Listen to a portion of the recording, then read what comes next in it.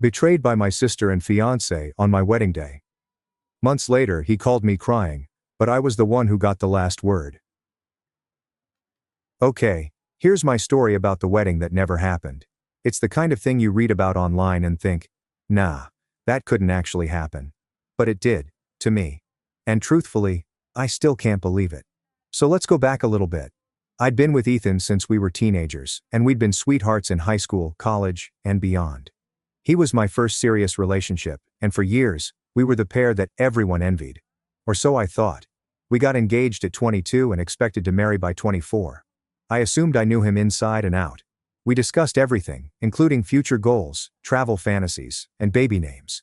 It felt like my life was perfectly planned, and Ethan was present in every moment of it. But this is when things become odd. Ethan and my younger sister Leona were always close. They made a lot of jokes, texted each other and swapped memes. They'd even hang out alone occasionally, which I thought was sweet. I think it's better when family and partners get along than hearing horror stories about in-laws that despise each other. So I never questioned their friendship. I wanted to be the cool fiancé, the one who is laid back and unconcerned. However, there were a few instances where things felt off. Leona's ex-boyfriends, for example, were all quite jealous of Ethan. They'd complained to her about how close she was to my fiancé, and I assumed they were simply insecure. I dismissed it as their problem, not mine. I absolutely trusted Ethan. But sometimes I'd notice small details, like how Ethan looked at Leona, or leaned in close while they chatted. Nothing big. Just little things that made me wonder. But I'd always convince myself, nah, you're just being paranoid, they're family now. And I'd let it go.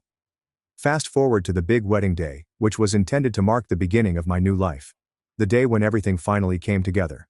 I was dressed, my makeup was done, and my hair was in place. I had spent months meticulously preparing every detail of this day, from the flowers to the reception soundtrack. My friends and family were swarming around, helping me get ready, and I was nervous but excited. As if the butterflies actually existed. As the time approached, I became concerned because I hadn't heard from Ethan all morning. Not even a, hey, can't wait to see you. But I thought, it's fine.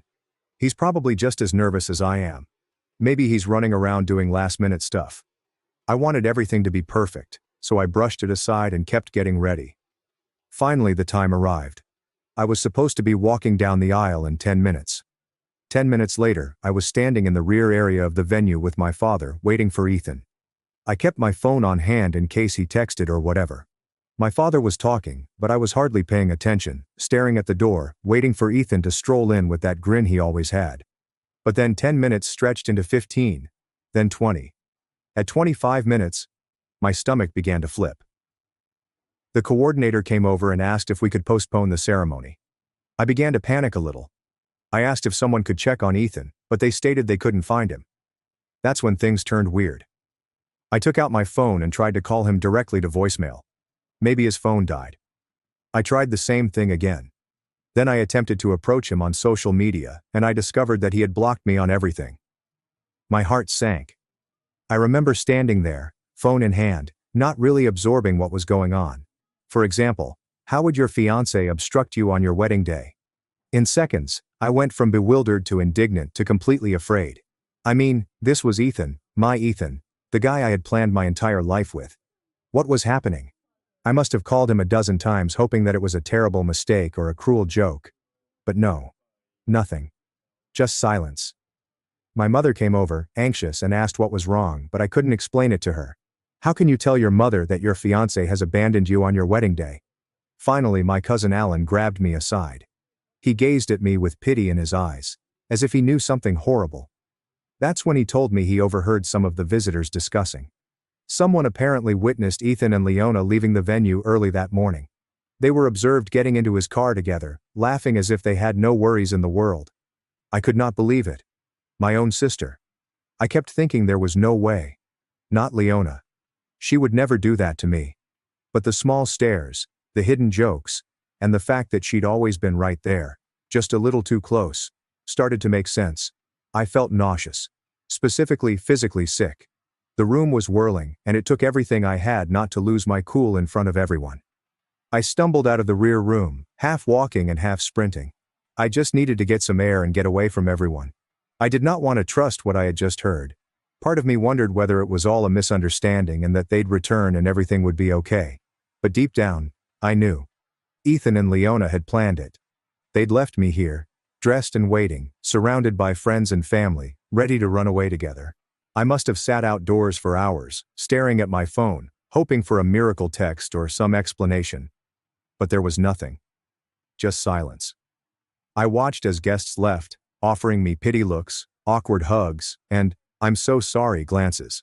My mother kept stopping by and asking if I wanted to talk, but I couldn't. What was I supposed to say? My fiancé and my sister just ran off together, but hey, no big deal? Eventually, I was the last person at the venue. Just me, in my wedding gown, alone. I don't even remember arriving home. I must have been on autopilot, simply going through the motions. That night, I sat on the side of my bed, still dressed, and felt absolutely hollow. It felt as if all I'd believed in and planned had evaporated in a single, awful, humiliating second. And that was all. No wedding, no fiancé, no sister, just me, left to pick up the pieces after the disaster that was my wedding day. You'd think I'd hit rock bottom and then start to get back up, right? After being left alone in a dress in front of everyone I know, I feel as if there is nowhere lower to go. But no. It turned out that I was in for a whole new low. Initially, I was numb. I can't express how removed from reality I felt. My phone is constantly buzzing with texts and calls from people wanting to know what happened or giving their condolences, but I can't bring myself to answer. I turned it off and threw it away, attempting to deny that any of this was real. I didn't want to leave my room or talk to anyone. Everyone, including my family and friends, was reaching out. But what could they say to make things better? Then the shock faded, and it hit me. I was angry. Angry does not even begin to describe it. My thoughts was always filled with questions. Why? How could they do this to me? And what did I do wrong? I was losing sleep, repeating every memory, scrutinizing every minor encounter I'd had with Ethan and Leona, trying to figure out if there was something I'd overlooked, some hint I could have picked up earlier. It was agony, but my brain wouldn't let me release go. I guess I needed to find an explanation that would help me make sense of everything. Then I started doing what everyone warned me not to do: stalking their social media. Yeah, I know, stupid decision. But I couldn't help it. I needed to know what they were up to, whether they were flaunting their relationship or had just gone off the grid. Leona had blocked me, so I used a friend's account to find her. There was nothing on her page, no posts, no images of Ethan, nothing. It was as if she had scrubbed her entire online presence clean. That made it worse since it felt like they were hiding something, leaving me in the dark with only my assumptions.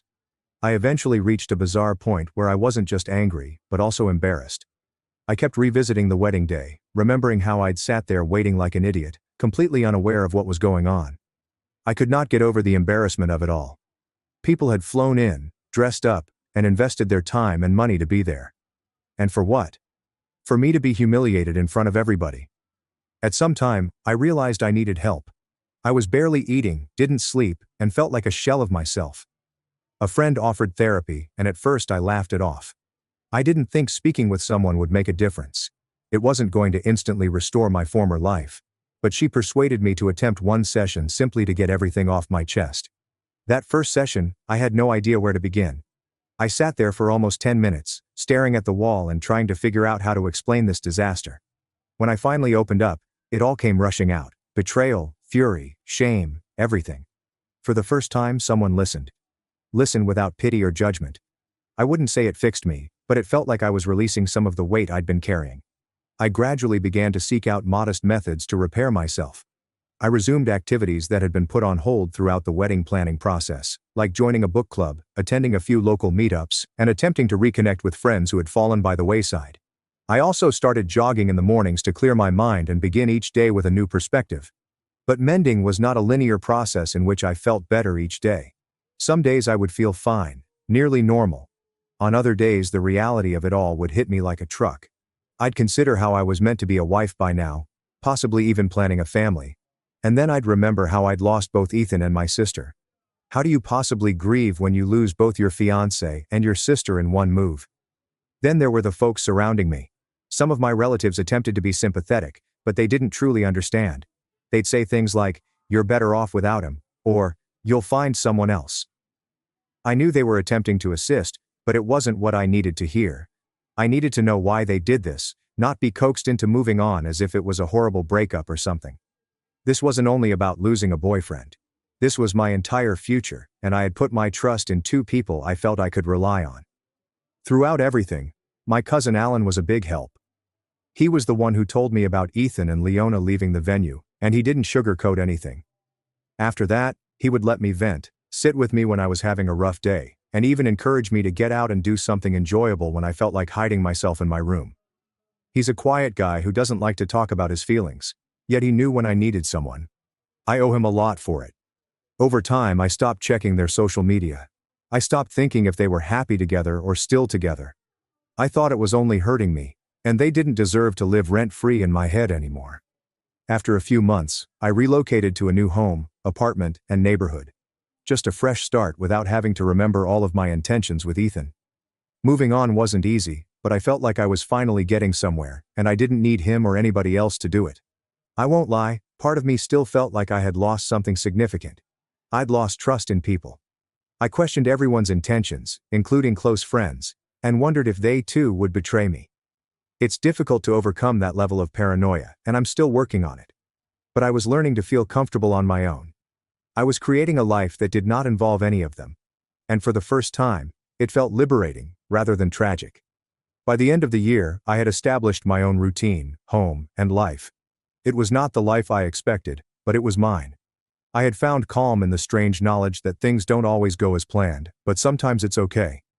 Looking back, I am proud of how far I have come. That whole incident reduced me to nothing. But I did not stay there.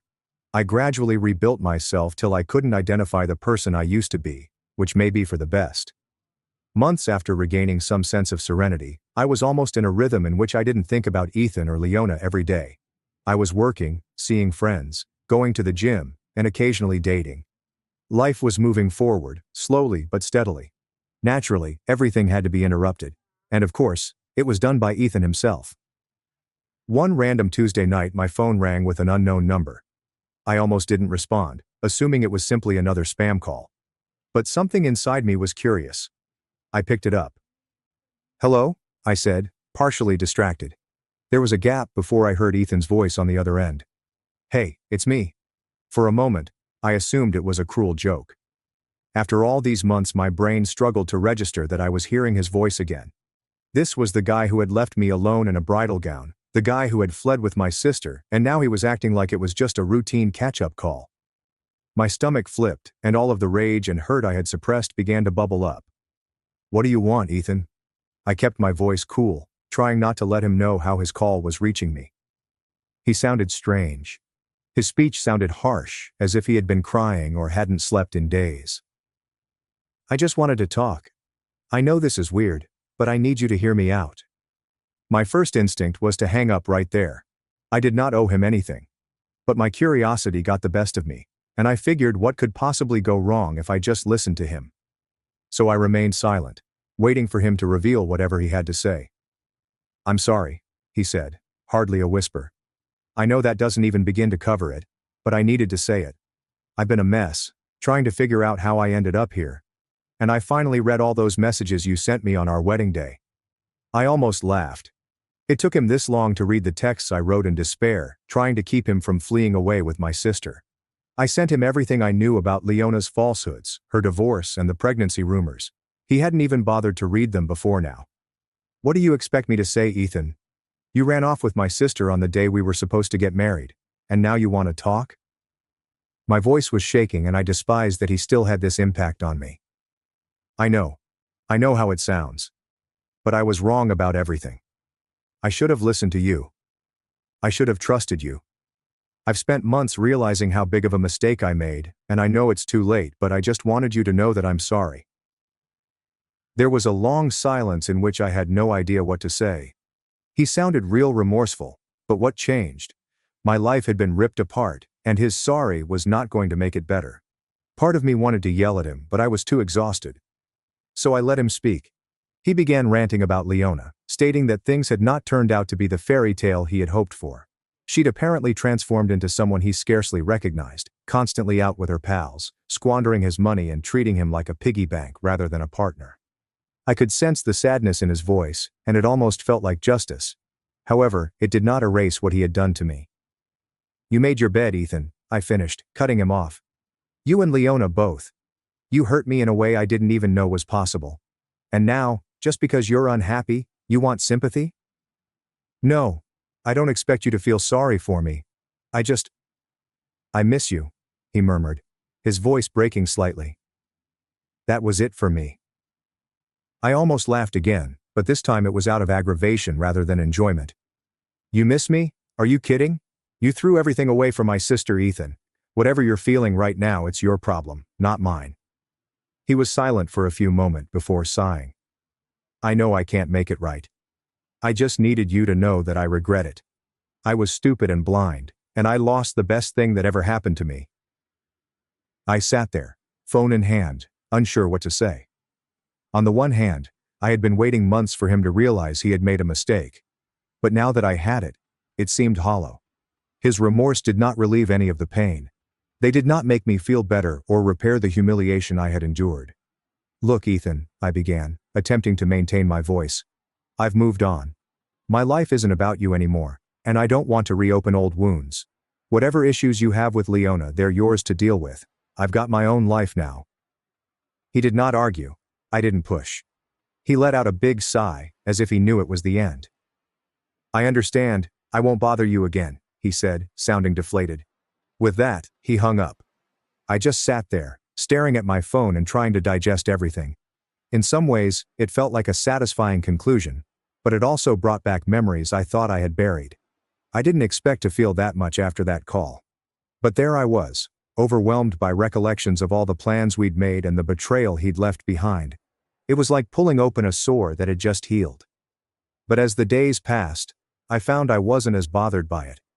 Hearing him apologize and hear the regret in his voice did not make everything better, but it did help me let go of any remaining animosity. I didn't need vengeance or retaliation. I didn't need him to be unhappy. I just wanted to know that I was done with him for good. Following that call, I blocked his number.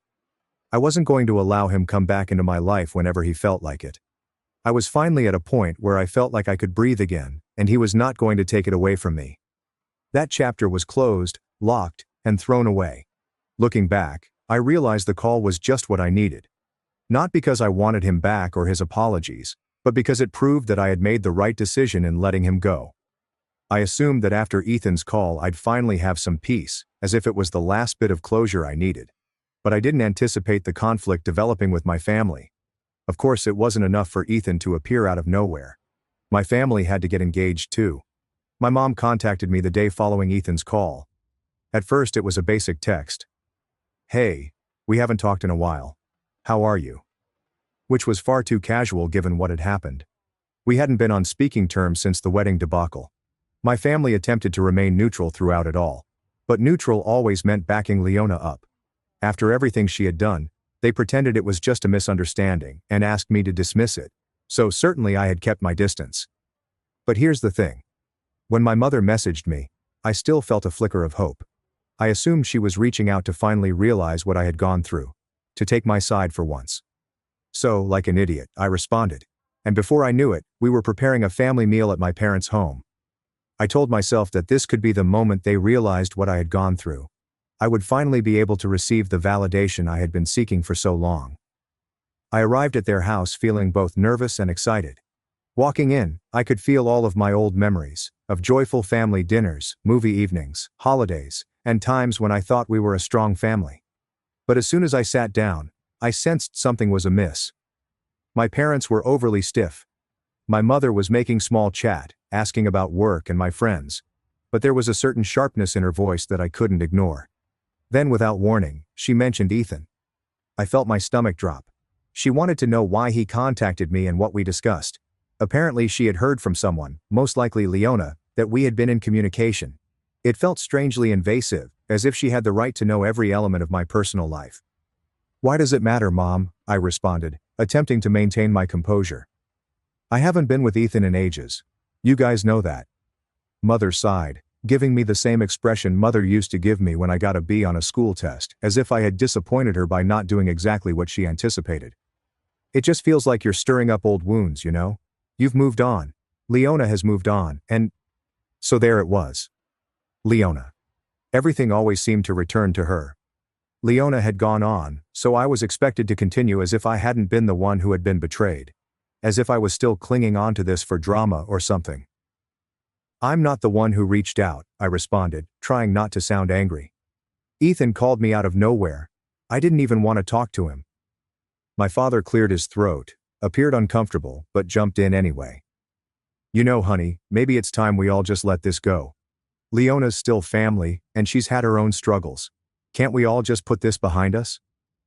That's when I understood they weren't reaching out to make amends. They weren't seeking for my side or opinion. They just wanted me to forgive and forget so that things would be easier for them. They wanted me to go so they wouldn't have to deal with this nasty, uncomfortable family drama. Leona might be forgiven for anything, but I was the one harboring resentment. Are you serious? I inquired, my voice beginning to shake. She's still family? I was supposed to marry Ethan. She ran off with my fiancé, left me standing there like an idiot, and you think I'm the one who should just move on like it's nothing? They looked at each other and then back at me. My mother gave me a sad little smile, as if she were dealing with a difficult child. Sweetheart, we know it was hard on you. But Leona is still our daughter, and she needs support too. I simply stared at them, startled. The message was clear. I was supposed to take the high road, suck it up, and be the greater guy. They were worried about Leona, not me. This is not what I went through. Leona, the golden child, could do no wrong in their eyes, even though she stabbed me in the back. Something within me cracked. I pulled back my chair and stood up, my hands shaking. I'm done, I said, my voice louder than my emotions. You're asking me to ignore everything she did, to pretend like none of this happened just because it makes you uncomfortable. Well, guess what? I'm not just moving on because it's convenient for you. My mother tried to say something, but I stopped her. I collected my belongings and walked away, leaving them astonished. I'd always been the quiet, agreeable one who never made a fuss. But at that point, I realized I couldn't be that person anymore. They urged me to give up my personal serenity and feelings for the sake of keeping the family together. And I wasn't about to do it. The ride home was a haze. I was angry, hurt, and mostly sad. It's unfortunate that my own parents were unable to see what I had been through. They were so focused on protecting Leona that they couldn't be there for me. It was like losing them all over again. At the same moment, there was a strange feeling of relief. I felt like I had finally made a position for myself, even if it meant burning some bridges. For the next 3 days I did not return their calls or SMS. They left voicemails and sent lengthy notes, but I couldn't bring myself to listen or read any of them. I was fatigued and emotionally depleted after years of putting myself last to keep them happy, and I didn't want to continue doing so. A few days later, my cousin Alan reached out.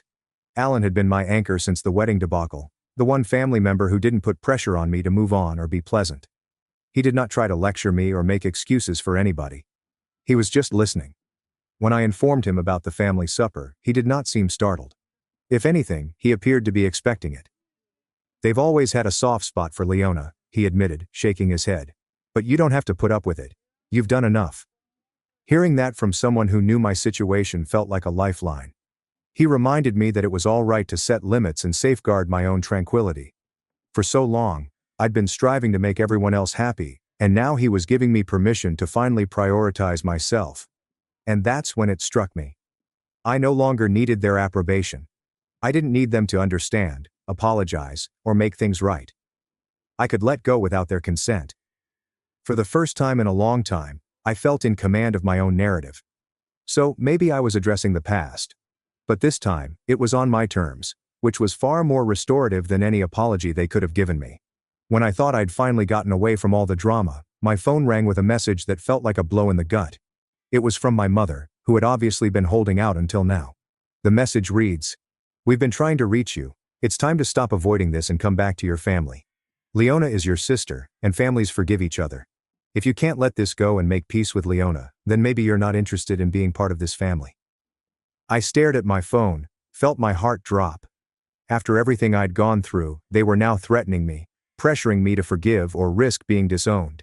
It was as if the months I'd spent recovering and standing firm had meant nothing to them. I took a few long breaths, feeling both angry and sad. Why was it so simple for them to support Leona? She was the one who deceived me, but they acted as if I was the criminal here. I contacted my cousin Alan, the only family member who had consistently supported me. He picked up on the first ring. "They're giving me an ultimatum, Alan," I remarked without a hello. There was stillness on the line, followed by a deep sigh. I had a feeling they'd pull something like this. They're trying to guilt you into coming back. They don't want to lose their image of a happy family, even if it means completely disregarding what you went through. I felt a knot in my throat and resisted the temptation to scream. How can they just act like none of this was a big deal? I mean, I was left at my own wedding. Leona and Ethan didn't just hurt me. They humiliated me. And they want me to just let it all go because it's easier for them? Alan said, "If you forgive Leona, then they don't have to deal with the reality of what she did. They get to pretend it was just a mistake and move on. They're doing this for themselves, not for you." Hearing it stated so simply helps. He was correct. My family did not seek for my forgiveness because they cared about me. Rather, they did so because they did not want to face the repercussions of their own failure to hold Leona accountable. "Look, you know what you need to do," Alan said. "You've been making a new life for yourself. You're building something without them. If they can't respect your boundaries, then maybe they don't deserve to be part of that life." It dawned on me that I'd been hoping that my parents would eventually take my side, that they'd realize what I'd been through, how much Leona had hurt me, and stand up for me. But that was only a fantasy. They were never going to change, and continuing in their life would only keep me hurting. I took a deep breath and nodded to myself. "You're right, Alan. It's time I let go for real this time." That night, I sat down with a piece of paper and began writing. It seemed a little absurd at first, like I was in a movie, but it was the only way I could let everything out. I jotted down everything: how betrayed I'd felt by Leona and Ethan, how ashamed I'd been that day, and how wounded I was that they'd supported Leona. I told them that if they couldn't respect my feelings, or realize what I'd gone through, there was nothing else to say. When I finished, I read it again, my hands shaking slightly. But when I reread my thoughts, I realized how much I'd been keeping back, all the hurt, rage, and disappointment. Everything was there on the page. This was my chance to truly let go, to stop looking back and begin moving forward without the burden of their expectations and demands. The following day, I mailed the letter. I did not expect them to comprehend. I did not expect an apology or even a response. This was for me, a final way to draw a line and protect myself from further harm. And despite the difficulty, I felt lighter knowing that I had completed my task. In the weeks that followed, my family made every effort to contact me. My father sent emails. Messages from my mother appeared on all social media platforms, and even distant relatives began to reach out. They were all saying the same thing. I was being stubborn, and I needed to make amends with Leona for the sake of the family. However, none of it shook me. I'd said my piece, and for the first time, I felt at ease with it. Alan kept me posted on what was going on, and it appeared that Leona was still playing the victim, as if I was the one causing the family division. According to what I've heard, my parents were constantly making excuses for her, dismissing her actions as a mistake of youth, or anything similar. It was frustrating. But I recognized that was their problem, not mine.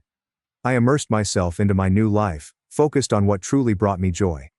I became more interested at work, took on new projects, and even met a few close friends who had no idea about my history, and simply viewed me for who I was. For once, I was living for myself rather than trying to conform to someone else's expectations of who I should be. Then one evening, while out with my new buddies, my phone buzzed. I looked down to see an email notification from my father. I felt a pang of guilt. But then I recalled myself of all the suffering I'd been through, all the times I'd been told to just let it go for their sake. I realized I couldn't go back to that. I erased the email without reading it and felt a strange sensation of joy. I was finished with their guilt trips and demands. Life continued to move forward. Every day felt brighter and easier after I stopped looking back and focused on what I desired. Sure, there were times when I felt a tinge of sadness, a reminder of what I had lost. But then I'd remember everything I'd gained: independence, peace, and the opportunity to be myself with no strings attached. In the end, breaking away was the most difficult and rewarding thing I'd ever done. It was not the life I had envisioned, but it was one I had created on my own terms. For the first time in a long time, I felt satisfied.